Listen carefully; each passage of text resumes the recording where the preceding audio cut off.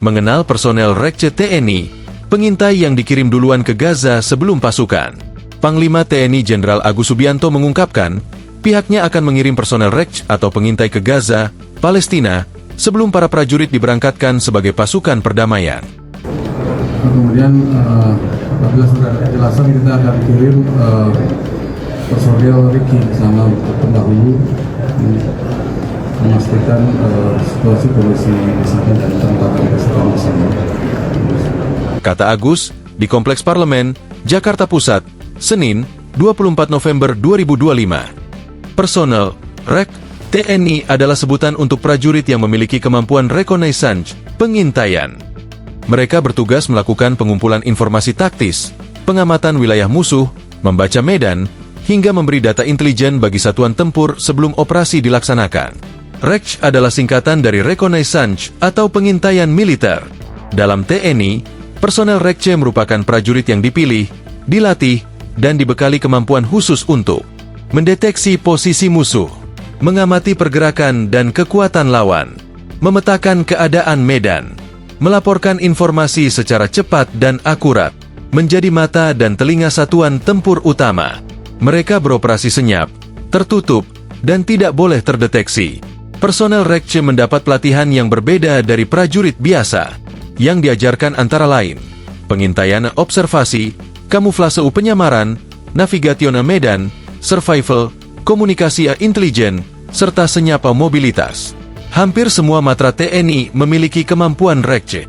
TNI ada Kopassus, Nanggala Sandi Yuda, Kostrad, Anti-Teror, Recon, Riders dan Yonif Mekanis yang punya unit Tontaikam REK, dan Kavaleri REK, pengintaian berkendaraan.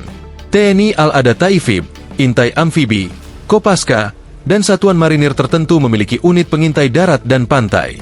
TNI AU ada Paskas Den Bravo dengan kemampuan pengintaian di wilayah udara dan darat, termasuk Airfield REK. Agus juga mengungkapkan bahwa pasukan perdamaian yang hendak dikirim ke Gaza akan dipimpin oleh Jenderal Bintang 3. Baik, untuk kontingen pasukan perdamaian sudah tahap seleksi, kemudian rencana dipimpin oleh Jenderal Bintang 3, kemudian di bawahnya ada 3 brigade komposit. Ujar Agus. Hingga kini, proses seleksi prajurit untuk pasukan perdamaian di Gaza masih berlangsung. Di bawah kepemimpinan Jenderal Bintang 3 itu, nantinya akan dibentuk 3 brigade komposit, yaitu Batalion Kesehatan, Deni Konstruksi, dan Batalion Bantuan. Kemudian juga ada unsur udara. Kita menyiapkan helikopter, kemudian pesawat C-130 Hercules, dan kita siapkan 2 kapal rumah sakit dari Angkatan Laut lengkap dengan helikopter yang ada di pesawat, kapal, tersebut, ujar dia. Diberitakan sebelumnya, Menteri Pertahanan Jafri Syamsuddin menyebut, Presiden Prabowo berencana mengirim pasukan perdamaian ke Gaza, Palestina, melalui Yordania. Kita maksimalkan 20.000 prajurit yang kita siapkan, tetapi spesifikasinya kepada kesehatan dan juga konstruksi, katanya. Pengiriman pasukan ini dilakukan setelah pemerintah melihat adanya upaya perdamaian antara Palestina dan Israel, seperti gencatan senjata dan pelucutan senjata yang telah berlangsung.